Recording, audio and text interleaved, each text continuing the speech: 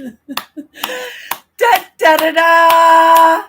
What's my good cheer? Welcome, welcome, everybody. Let's give YouTube a couple of minutes to get that notifications out. And in the moment, if you've never met me before, hi, I'm Cindy. I explore the inside and the outside, and I'm hitting that live button, trying to get in here before midnight. And I'm saying, it's gotta count. It's gotta count. It's in showing up. I actually fell asleep at my desk this evening. I have, well, I feel like I've been a slug. I've actually been out of the house a couple of times today. I'm just craving Mother Nature. I know it's because the snow is coming, that it's about to get cold. And hi again, if you've never met me, I'm from Winnipeg, Manitoba, and it gets cold here in the winter. And we are still waiting for our first snow, November 5th now, technically November 5th, and still no snow. And we usually, well, I think we're about a week late. It's not too bad right now in right, getting all worried that it's global warming and everything, especially after we had such an amazing winter last year. Oh my goodness. I think this whole part of this hemisphere had an amazing, amazing winter last year. I don't know if that's going to hit twice, if we're going to have another shot at having a beautiful winter. To me, it doesn't matter. I love all weather. And even though November is a tough month, it's not because of the weather. And that is the truth because I love all kinds of weather. And especially now, going outside and going for walks and smelling, well, it's death, isn't it? It's fall is the dying leaves and the rotting mushrooms and the falling back of the bushes and the grass rotting, and it is death. But it is in renewal because I do believe that everything is recycled. Every single thing on this planet is recycled. It might take tens of thousands of years before the pyramids disappear, right? But even then, the pyramids are going to disappear, right? And be renewed again. How? Maybe it won't even be as this planet. Maybe we'll just be little particles that have been blowing up and scattered off into space, right? Till we, like a meteorite, break through another hemisphere and land on another planet and possibly be a seed, right? Because everything is recycled. I believe that my connection to Mother Nature, and I call it Mother Nature for exactly that reason because it is mother. It's that breast. It's that home, right? It's that nurturing that we get that we, right, wouldn't even be here without. It started with Earth. Oh, 100%. And I think just as much as my tubal lipstick is, right? I'm sitting here all bagged, feeling like rat woman, just want to go to bed now, right? So least you could do, Cindy, is put on some lipstick. But just like this lipstick, it's a part of me, right? I have just branched off from this point, right? And I guess not technically from this tubal lipstick, but at some point I made a choice and I branched off. I continued to move forward and evolve, and I will always continue to move forward and evolve, right? I have only one regret in my life is that I didn't get to have the opportunity to have children, right? And I can regret that. But I do believe there are reasons in that too, and wonder whether or not those reasons were beneficial to me or my psyche, right? Or to my emotional well being, I'll never know, right? Because I never had children and I'll never know what that impact or lack of impact of having or not having them, right, would have been. I can kind of guesstimate in that because only from the nurturing and in the programming of my own upbringing, right? We are only what we surround ourselves with, right? I was set, and I believe that you're either going to do better by your children or you're going to carry on where your parents left off. And there was no chance in hell in that for me. And I'm grateful for the lessons under my tool belt because as much as that that tube of lipstick, right, is a part of me, there's another part of me that I do believe is going to be recycled and have a little bit more understanding than this tube of lipstick, right? This idea that we're just here and then we're just going to die and that's it. No, we're going to compost and flowers are going to grow out of us. Other parts of us, right? It's going to move forward and hopefully evolve into something better, something that the next generation can better grasp onto, right? Better understand, better live in harmony with. Wow. There's a that's beautiful for me, right? To better live in harmony with because we so much live in conflict with ourselves, right? And you know, it would be much easier to move along.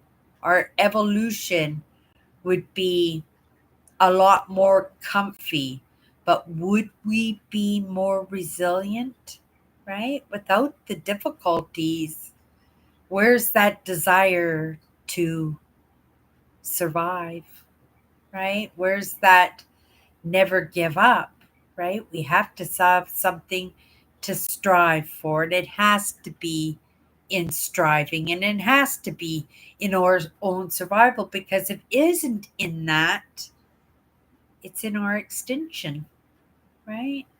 We are no more special in that gift of survival than any other animal on this planet. And no matter what you think, we are, right? Only one decision in our splitting from that which is closest to us.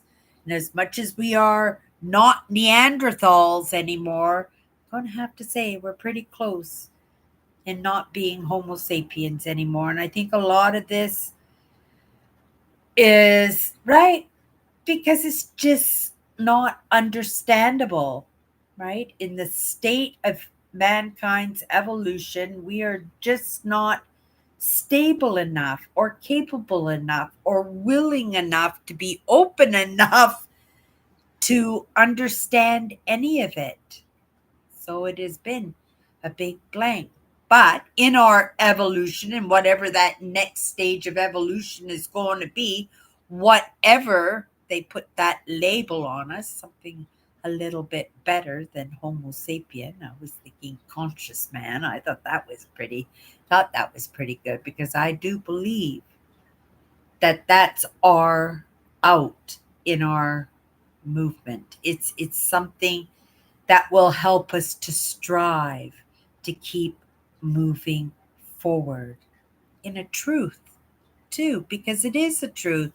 If we don't take care of ourselves, if we don't take an interest in the lives that we're building for ourselves and our children and those generations down the road that we may or may not ever meet, right? Yeah. It's important for us to find that part of us that will give us that motivation, inspiration to want to keep going. And I want to keep going, right? Sometimes there's that pushback. And in the programming, right? That guilt and shame that offers up direction for me, that offers up what possibly could be right or wrong, because it's just as much as it could be, right? Something that I should feel bad about, that I should feel guilt or shame in, more than likely it's just an added ingredient, well, to make it so when nobody's around to watch, that I'm kind of watching myself, right? You may get that, you may not, but that's okay. That's just in our evolution, and that's the idea, is that each one of us is going to get there, but we're just going to get there at different times and in different stages. And I would like to drag it out a little bit, right? Because this digital age that we're sitting in right now is offering up so much in the way of possibilities for my own movement and for those parts of me that are going to be moving forward, right? They might not absorb as easily as Cindy does. I like to drag that out. I find this super interesting. I find this very helpful in my movement. And I know if I can get it down packed and if I can follow those breadcrumbs, right, in an orderly, calm manner without getting too overly exuberant. It's funny I use that word exuberant. I actually watched a video today of a gentleman I take lessons from. He's a psychologist, therapist, psychological. I don't know. He's a brainiac with degrees, okay? And I find him super interesting, and I find the information that he puts out to the world in his own conscious manner makes sense, right? And it's very helpful. But today I looked at him a little bit differently because he let himself be vulnerable in his lessons, because he understood that it's in the examples that we set that people will, right, cling to and look at and say, wow, if he did that, I can do that too. If she did that, I can do that too. And that's in the example. And he was an example for me in his vulnerability. I thought I was pretty vulnerable. And I don't know if it's so vulnerable, little bit silly or naive, or just getting it out there in the anticipation that I'm going to come across somebody who has that answer, right? More often not, being in this digital age, it's pretty easy to find those answers if you can take a moment and punch a few words into the keyboard, right? And ask that question. There was a time when these questions that we asking now, right? They weren't for everybody. They weren't for anybody who didn't have an inkling of what these topics about, but because of the digital age makes the information so easily accessible that we look at something, and especially if you're on YouTube, you'll get suggested something else in line with that topic that you looked at. And that is sometimes how it all starts, right? And if you've taken that information, right, YouTube knows that you've taken in that information periodically, even today, actually. They hadn't done it for a while, and I thought, oh, they haven't done it for a while, but this afternoon they said, well, are you interested in watching a little bit of topics that are a little bit different today? And I hit that button. Yes. And it doesn't send you off into a totally different realm of content. It doesn't. But it introduces extensions of some of those topics that you're already delving in. And because you're delving into them, you got them down pretty packed, it's pretty comfortable. That's when it's time to introduce a little bit new, a little bit something different, a little bit something that you can munch on, project on, have a little bit of tug of war, difficulties, debates, right? We shouldn't just stay in the comfy. We shouldn't just stay on the couch with the remote control. I recognize that for myself. I sat in this chair today. Oh my goodness. I didn't sit in this chair today. I went out with my sister, and yet I'm sitting here now feeling bad because I'm not doing anything, and I'm saying that I didn't do anything, and I did so much today.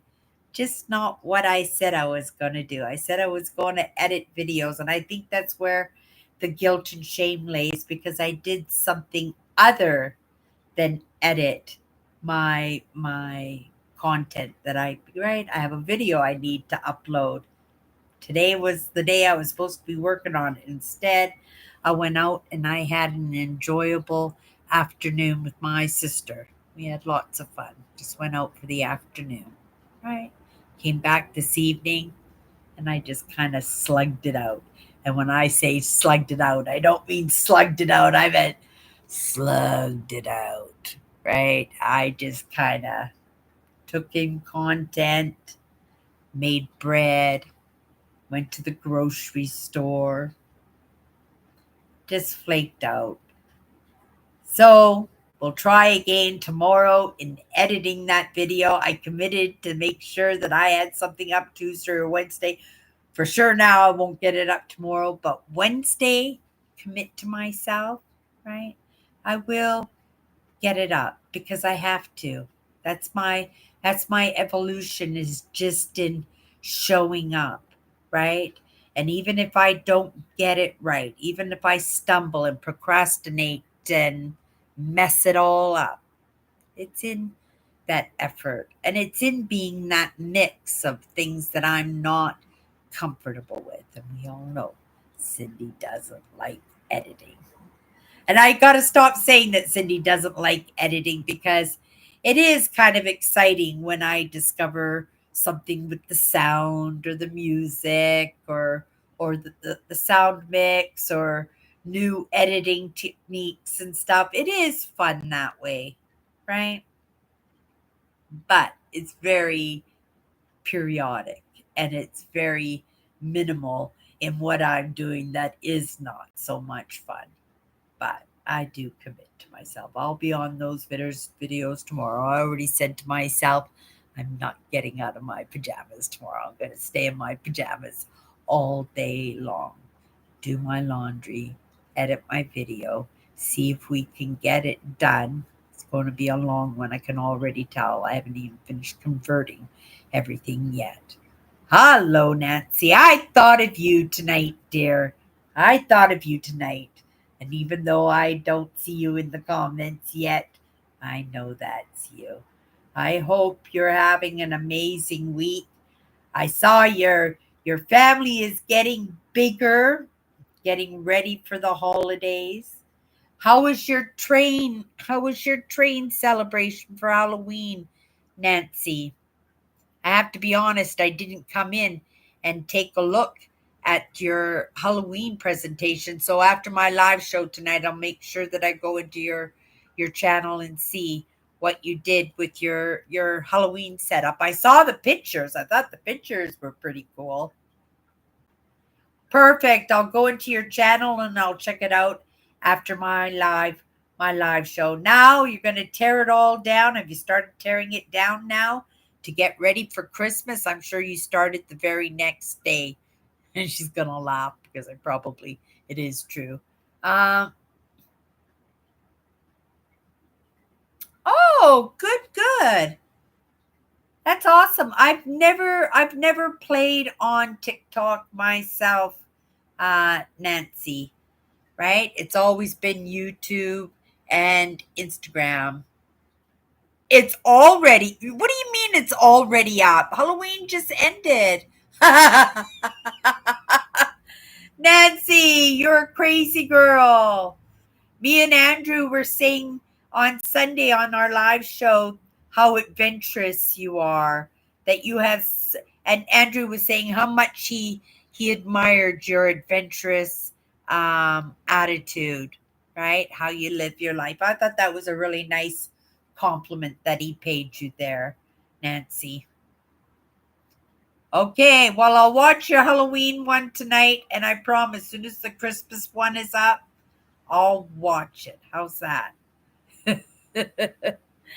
I just popped in tonight, holding myself accountable, as usual. Not a topic of discussion, but there was a topic of discussion, wasn't there? I know. It has it not just been a crazy couple of weeks, Nancy? Have you been feeling the energy? It's just like I feel like that milkshake and somebody's got the straw and is just sucking all the corners of the bottom of the milkshake cup. Right? I am just bagged. And it doesn't matter how much race rest I get, I just still feel bagged. The election have you stressed out? Oh my goodness. Is it time to vote for a president? Is it time now? Are they voting now? I haven't been in the news, Nancy. I have no idea what's going on in the world. I can't even remember the last thing I saw in the news. Oh, someplace got flooded. Somewhere's in the States. Florida had a terrible flood. That was the last bit of news that I heard. Oh my goodness. So you'll know tomorrow if there's who the president will be? Nancy, is that what you're saying, that you're going to know tomorrow who the new president is going to be? It's obviously going to be Trump. It's obviously going to be Trump. It's funny. I have a lot of people, I don't know if I call them friends. They're definitely people that I know and who know me, and they really do love Trump. Trump is losing? So you might have a woman president? Is that what you're saying, Nancy? By 4 points. Is that lots? 4 points is lots? Wow, I'm not right. I know nothing about politics. Yeah, I don't know much about politics, that's for sure. My dad was involved with the, what did they call it? Canadian Russian Friendship Federation or something like this. It was some kind of organization in the 60s and 70s during the Cold War, and my dad really appreciated paying attention to what was going on in that era, and he really worked hard at community building and friendship building, between the Russians and the Canadians at that time. I was just a kid, but just as a kid, the little bit that came across my path about what my dad was doing, right? Yeah. You don't need Trump, eh? So tomorrow we will find out who's president. That's pretty neat. Maybe I'll go into the news tomorrow. Well, I will. It'll be all over the place. It'll come across. If it's important, it will come across my path. But I didn't, so I don't know. I don't know if it wasn't important, but I didn't even know that tomorrow was the day that whether we were going to find out who the next president of the United States is. Nancy, do you want to hear a good story? I was watching one of my favorite, I love metal detecting videos. Last week, uh, I was watching one of my favorite metal detectorists, and they dug up, and it was a bucket list. A bucket lister is something that you've always wanted and you want to scratch it off your list. So as a metal detectorist, there are certain things that you want, right? And when I was when I was working in a lumber store, I had a collection of jewelry. It was scrap jewelry, but I was a crafter at the time. I used to do a lot of crafting. But there was this one bucket of jewelry that my sister gave me, and she used to go to auctions all the time, and she gave it to me because she knew I was a crafter. But there was an old button in it. It was about this big. It was a pretty big button, right? About the size of a silver dollar, right? And it was a pin button, and it had the little hoop in the center of it, like what they have in old buttons. And I loved that button. Like, it was a beautiful button. I kept it in that box, and then I was working at the hardware store, and I won a contest as best costume, and I made my costume. And then the next year, one of the ladies in the lumber yard asked if I had any crafting material, and I gave her my big box of buttons and doodads and stuff. And I said, "Here, use whatever you want," right? After Halloween, I got my box back, and it didn't look like anything was touched in the box. And I says, "Oh, you didn't use anything?" And she says, "Nah." She says, but I thought you'd want your box of doodads back." So I took the box of doodads back, and I specifically went in the box to find the button, and the button was gone. So there was one thing, right? Because I remembered that the button was in the box when I gave it to her. So when I said she could take whatever she wanted, right? I went to look for the button, and the button was gone. So she spotted the button. She spotted the button, and that's not the story. I was watching this metal detecting crew that I watch every week, and he got his bucket lister. And his bucket lister, this coin, it was a coin. It was a button, but it was a coin, right? It looked like a coin. It was heavy like a coin, and it had little insignias. They were almost like family crests or little flag symbols, and there were a whole bunch of them all over this coin. And you know what that coin was, Nancy? Maybe as an American you might know what that coin was, because when he opened up that coin and he showed a picture of what that coin looked, right, without all being all folded up from the tractor rolling around it in the field, you know what button was? It was the George Washington button, Nancy. The very first president button. And it wasn't dug out of the ground. It was in somebody's jewelry box. It was in somebody's jewelry box. And I recognized the picture of the button immediately when it flashed across the screen. I had no idea that it was a George Washington button. I had no idea, right? GW, that doesn't mean nothing.